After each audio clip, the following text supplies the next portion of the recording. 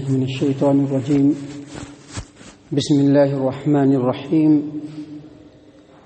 قل يا أهل الكتاب لستم على شيء حتى تقيموا التوراة والإنجيل وما أنزل إليكم من ربكم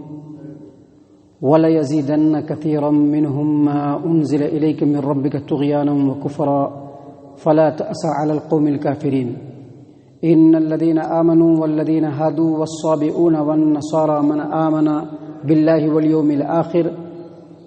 الآخر وعمل صالحا فلا خوف عليهم ولا هم يحزنون. معزز سامعین کرام، سورۃ المائدہ سورہ نمبر 5 اور اسی سورت سے بھی آپ کے سامنے آیت نمبر 68-69 یعنی 68 اور 69 یہ دو آیات آپ کے سامنے تلاوت کی گئی ہے. سامعین کرام، اہل کتاب کو اللہ تبارک و تعالیٰ نے جو اس صورت کے اندر کئی جگہوں پر مخاطب کیا ہے اس کا سلسلہ ابھی جاری ہے، اور اللہ تبارک و تعالیٰ نے اپنے نبی محمد عربی صلی اللہ علیہ وسلم کو مخاطب کرتے ہوئے کہا کہ قل، اے محمد صلی اللہ علیہ وسلم آپ کہہ دیجئے، یا اہل الکتاب لستم علی شیء حتی تقیموا التوراۃ والانجیل وما انزل الیکم من ربکم، کہ اے اہل کتاب جب تک تم تورات، انجیل اور جو کچھ تمہاری طرف تمہارے رب کی جانب سے نازل کیا گیا ہے اس پر پابندی نہیں کرو گے، اس پر پختگی کے ساتھ عمل نہیں کرو گے، تم دین کی کسی اصلیت اور کسی بھی بنیاد پر نہیں رہو گے. یعنی آیت کریمہ کے اس ٹکڑے میں اللہ تبارک و تعالیٰ نے اپنے پیارے رسول حبیب محمد عربی صلی اللہ علیہ وسلم کو مخاطب کرتے ہوئے کہا ہے کہ آپ اہل کتاب سے کہہ دیجئے، کیونکہ اسلام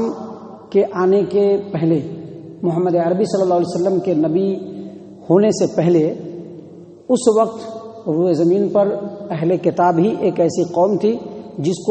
جس کے بارے میں تسلیم کیا جاتا تھا کہ ان کے اوپر اللہ کی کتاب نازل ہوئی ہے، ان کے اوپر اللہ کا دین نازل ہوا ہے اور یہ لوگ اللہ کے دین پر ہیں، ایسا لوگ سمجھتے تھے. تو اسی لیے اللہ تبارک و تعالیٰ نے اپنے پیارے رسول محمد عربی صلی اللہ علیہ وسلم کو مخاطب کرتے ہوئے کہا کہ آپ کہہ دیجئے کہ اے اہل کتاب جب تک تم توریت پر، جب تک تم انجیل پر اور جو کچھ تمہارے رب کی طرف سے نازل کیا گیا ہے، تمہارے رب کی جانب سے جو کچھ تمہاری طرف نازل کیا گیا ہے، جب تک ان باتوں پر پختگی کے ساتھ پابندی نہیں کرو گے، عمل نہیں کرو گے، تم دین کی کسی بھی اصلیت پر نہیں ہوگے. آیت کریمہ کے اس ٹکڑے سے پتہ چلتا ہے کہ اصل جو دین ہے وہ اللہ تبارک و تعالیٰ کی کتاب ہے، اللہ کی طرف سے نازل کی ہوئی وحی ہے، اور ہر انسان کو، چاہے وہ یہود و نصارہ ہوں، چاہے مسلمان ہوں یا مسلمانوں کے اندر مختلف فرقوں میں بٹے ہوئے لوگ ہوں، ہر انسان کو اس کے لیے ضروری ہے کہ وہ جو عقیدہ رکھتا ہے، جو عمل اختیار کرتا ہے، اپنے اس عقیدے کو اور اپنے اس عمل کو اللہ کی نازل کی ہوئی کتاب اور اللہ کی نازل کی ہوئی وحی کے کسوٹی پر پرکھے کہ وہ صحیح عمل کر رہا ہے یا نہیں صحیح عمل کر رہا ہے، اس کا جو عقیدہ ہے وہ صحیح ہے یا نہیں ہے، وہ جو کچھ عقیدہ رکھتا ہے، جس طرح کے اعمال کو انجام دیتا ہے، وہ قرآن و حدیث کی روشنی میں صحیح ہے یا نہیں. اگر وہ صحیح ہے تو یقینی طور پر وہ دین پر ہے، اور اگر وہ صحیح نہیں تو وہ دین پر نہیں ہے. اور یہی بات اہل کتاب کو کہا جا رہا ہے کہ جب تک تم اپنے عقیدے اور عمل کو توریت پر، انجیل پر اور اللہ کی نازل کی ہوئی وحی پر، کتاب اللہ پر، جب تک تم اس کو پرکھ نہیں لو، تم کسی بھی طرح سے دین کی اصل پہ نہیں ہو. اسی بات کو اللہ تبارک و تعالیٰ نے یہاں پر بیان فرمایا کہ محمد عربی صلی اللہ علیہ وسلم آپ کہہ دیجئے کہ اے اہل کتاب جب تک تم توریت پر، انجیل پر اور جو کچھ تمہاری طرف تمہارے رب کی جانب سے نازل کی گئی وحی ہے اس کے اوپر پابندی نہیں کرو گے، تم دین کی کسی بھی اصل پر نہیں ہو، کسی بھی بنیاد پر نہیں ہو. اس کے بعد اللہ تبارک و تعالیٰ نے مزید یہودیوں کی سرکشی اور اہل کتاب کی سرکشی کو بیان کیا. فرمایا اللہ تبارک و تعالیٰ نے کہ وَلَيَزِيدَنَّ كَثِيرًا مِّنْهُمْ مَا أُنزِلَ إِلَيْكَ مِن رَّبِّكَ طُغْيَانًا وَكُفْرًا، اور اے محمد عربی صلی اللہ علیہ وسلم آپ کی طرف آپ کی رب کی جانب سے جو کچھ بھی نازل ہوتا ہے ان کو پڑھ کر کے ان اہل کتاب میں سے اکثر لوگوں کی سرکشی اور کفر میں اضافہ ہو جاتا ہے. مطلب یہاں پر وہی ہے کہ جس طرح سے کسی لا علاج مریض کو اچھی غذا راس نہیں آتی ہے، اچھی غذا کھانے سے کوئی فائدہ تو ہونا بہت دور کی بات، بسا اوقات اگر کوئی لا علاج مریض ہے اور اس کو اگر اچھی غذا کھلا دی جائے تو اس کے مرض میں مزید اضافہ ہو جاتا ہے۔ بالکل یہی بتلایا گیا کہ اہل کتاب یہود و نصارہ کی حالت ایسا ہی ہے کہ یہ لوگ اپنے کفر میں، اپنی شرکشی میں، اپنی اخلاقی حالت میں، حق بات کو ایکسپٹ کرنے میں اس قدر یہ لوگ گر گئے ہیں کہ جب بھی اللہ کی کتاب قرآن کریم میں کوئی ایسی آیت نازل ہوتی ہے جو ان کی غلطی کی نشاندہی کرنے والی ہوتی ہے تو اس کو سن کر کے، اس کو پڑھ کر کے، اس پر غور کر کے، بجائے اس کے کہ وہ اپنے عمل کو کریکٹ کرے، مزید ان کے اندر کفر اور شرکشی بڑھ جاتی ہے۔ اسی لیے اللہ کے رسول صلی اللہ علیہ وسلم کو مخاطب کرتے ہوئے کہا فلا تأس علی القوم الکافرین، اے محمد عربی صلی اللہ علیہ وسلم آپ کافر قوم کے اوپر بالکل غمزدہ نہ ہو۔ اللہ اگر چاہے گا تو ان کو ہدایت ملے گی، اور اگر یہ نہیں چاہیں گے تو ان کو کبھی بھی ہدایت ملنے والی نہیں۔ اس کے بعد اللہ تبارک و تعالیٰ نے آگے فرمایا، اور یہ ایک ایسی آیت کریمہ ہے جو قرآن کریم میں کئی جگہ پر ہے، اور یہ ایک ایسی آیت کریمہ ہے جس میں اہل کتاب کے لیے، یہود و نصارہ کے لیے، دنیا کے تمام قوموں کے لیے اور مسلمانوں کے لیے بھی بڑی نصیحت ہے۔ اللہ تبارک و تعالیٰ نے فرمایا ان الذین آمنوا والذین ہادوا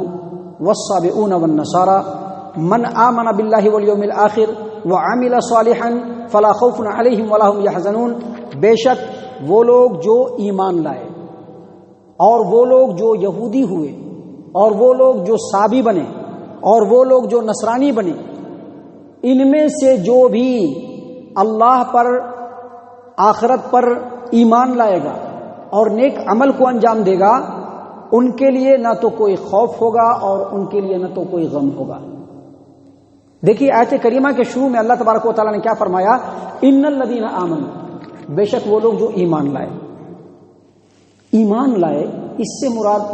بعض مفسرین نے یہ کہا ہے کہ منافقین مراد ہیں، لیکن اکثر مفسرین کا یہ کہنا ہے کہ ہر وہ مسلمان جو اپنے عقیدے اور ایمان میں راسخ نہیں ہے، اس سے مراد وہ تمام کے تمام لوگ ہیں۔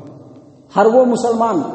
جو اپنے عقیدے، ایمان اور عمل صالح میں راسخ نہیں ہے، اس سے مراد وہ تمام کے تمام لوگ ہیں۔ اللہ نے فرمایا بے شک وہ لوگ جو ایمان لائے، اور دوسرے نمبر پہ یہودیوں کا ذکر کیا۔ یہودی وہ قوم ہے، میں آپ کو بتلا دوں، آپ نے سن رکھا بھی ہوگا اس سے پہلے درس قرآن کے اندر بھی، مختلف علماء کے بیانات کے اندر بھی، کہ یہودی وہ لوگ ہیں کہ جن کے اوپر ایک ایسا زمانہ بھی گزرا کہ اللہ تبارک و تعالیٰ نے اس روئے زمین پر ان کو سب سے افضل قرار دیا،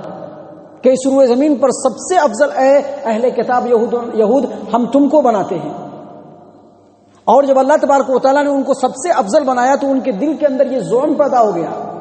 کہ ہم چونکہ انبیاء کی اولاد ہیں، اسی لیے ہم ہی اللہ کے چہیتے ہیں، اور اسی لیے ہم ہی جنت کے اندر جائیں گے، ہم جہنم کے اندر کبھی بھی نہیں جا سکتے،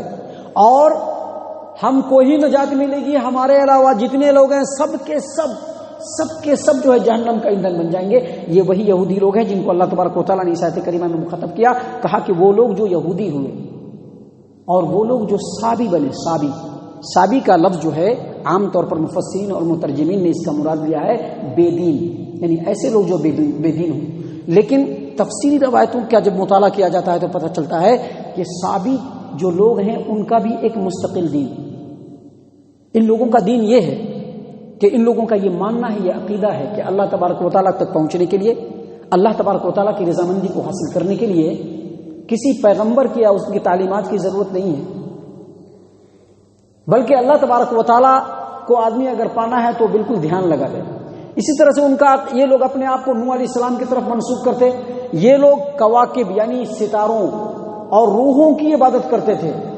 اور روحوں کے لیے نظر و نیاز بھی چڑھاتے تھے، اسی لیے ان کو صابی کہا گیا۔ اور سب سے آخری میں اللہ تبارک و تعالیٰ نے چوتھے نمبر پر نصارہ کا تذکرہ کیا، اور نصارہ کا مطلب ہوتا ہے عیسائی، اور ان لوگوں کا سب سے بڑا اور سب سے بلندر عقیدہ ہوتا ہے کفارہ مسیح۔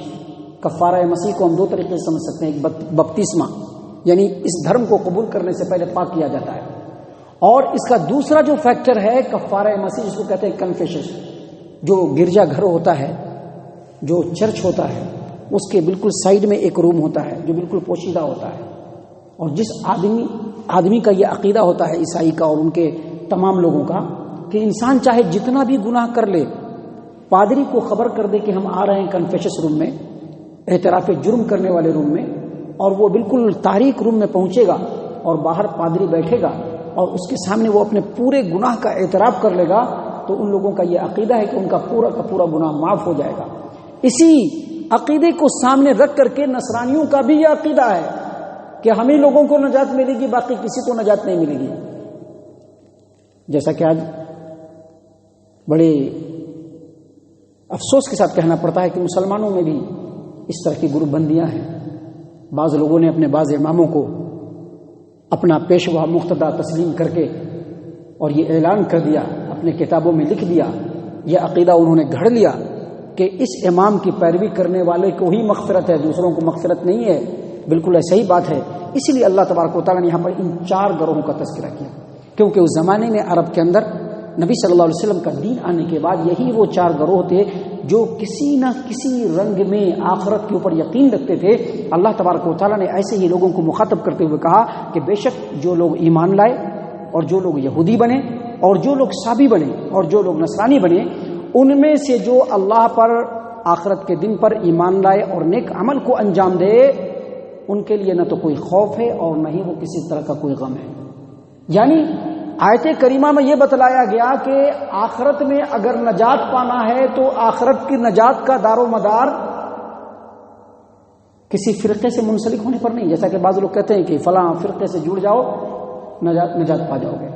فلاں گروہ سے جڑ جاؤ نجات پا جاؤ گے۔ آج کل جو لوگ کہتے ہیں نہیں 4 فرقوں سے جڑنا ضروری ہے، جیسا کہ آج کل لوگ کہتے ہیں، اللہ تبارک و تعالیٰ نے کہا کہ نہیں، آخرت کی نجات کا دار و مدار کسی فرقے سے جڑنے میں نہیں ہے، آخرت کی نجات کا دار و مدار کسی بڑے خاندان میں پیدا ہونے سے نہیں ہے، آخرت کی نجات کا دار و مدار نبیوں کا اولاد ہونے میں نہیں ہے، بلکہ آخرت کی نجات کا دار و مدار صرف اس بات پر ہے کہ محمد عربی صلی اللہ علیہ وسلم پر ایمان لایا جائے۔ محمد عربی صلی اللہ علیہ وسلم پر جو کتاب نازل ہوئی ہے، چاہے وہ اللہ کا کلام ہو، چاہے وہ نبی کا فرمان ہو جو حدیث کی شکل میں ہے، اس پر کمپلیٹ ایمان لایا جائے۔ آخرت کا دن ہوگا اور آخرت کے دن ہر مخلوق کو، ہر انسان کو پہنچنا ہے، وہاں جا کر کے اپنے زندگی کے چھوٹے سے چھوٹے اور بڑے سے بڑے گناہوں کا اللہ کے سامنے حساب دینا ہے، اور اللہ تبارک و تعالی جس کو چاہے گا عذاب دے گا، جس کو چاہے گا اس کے عمل کے مطابق جنت سے نواز دے گا۔ یہ عقیدہ رکھنا ہے، تب جا کر کے اللہ تبارک و تعالی آخرت میں نجات دے گا۔ اور صرف اتنے ہی پر بس نہیں رکھنا ہے، بلکہ یہ جو ایمان ہے اس کے مطابق عمل صالح بھی لانا ہے۔ ابھی جو چاہے عمل کر لیا، جیسے چاہے نماز پڑھ لیا، جب چاہا جو تیوہار منا لیا، جب چاہا جو پرو منا لیا، اس میں نجات نہیں ملنے والی ہے۔ ہمارا عمل نبی صلی اللہ علیہ وسلم کے لائی ہوئی شریعت کے مطابق ہے یا نہیں، تبھی وہ عمل صالح۔ اسی بات کو اللہ تبارک و تعالیٰ نے یہاں پر فرمایا کہ جو لوگ ایمان لائے، جو لوگ یہودی بنے، جو لوگ سابی بنے، جو لوگ عیسائی بنے، ان میں سے جو بھی اللہ اور آخرت پر ایمان لائے اور پھر عمل صالح کو انجام دے، تو ان کے لیے آنے والے لمحات میں نہ تو کوئی خوف ہوگا اور دنیا کی زندگی چھوٹنے کا کوئی غم نہیں ہوگا۔ اس لیے ضروری ہے کہ آج ہم مسلمان بھی اللہ تبارک و تعالیٰ کی اس آیت کریمہ پر غور و فکر کریں اور دیکھیں کہ ہمارا عمل، ہمارا ایمان، ہمارا عقیدہ، ہماری چیزیں اللہ تبارک و تعالیٰ کے رسول صلی اللہ علیہ وسلم کے لائی ہوئی شریعت کے مطابق ہے یا نہیں۔ اگر شریعت کے مطابق ہے تو خوش ہو جانا چاہیے اور اللہ سے مزید اس کے اندر اضافے کی دعا کرنی چاہیے، اور اگر نہیں ہے تو فوراً اپنے بڑھتے ہوئے قدم کو روکنا چاہیے اور اپنی پوری زندگی کو نبی صلی اللہ علیہ وسلم کے بتائے ہوئے طریقے کے مطابق بنانے کی کوشش کرنی چاہیے۔ اللہ تبارک و تعالیٰ سے دعا ہے کہ اللہ تبارک و تعالیٰ ہم تمام کو ان باتوں کے اوپر غور و فکر اور تدبر کرنے کی توفیق عنایت فرمائے، ہم تمام کو ہمارا رب صحیح معنوں میں مومن اور مسلمان بنائے، جنت الفردوس میں جگہ عطا فرمائے۔ اے اللہ ہم تمام کو جہنم سے پناہ دے، اے رب العالمین ہم تمام کو جہنم سے پناہ دے، اے مالک الملک ہم تمام کو جہنم سے پناہ دے، آمین یا رب العالمین۔ وما علینا الا البلاغ المبین۔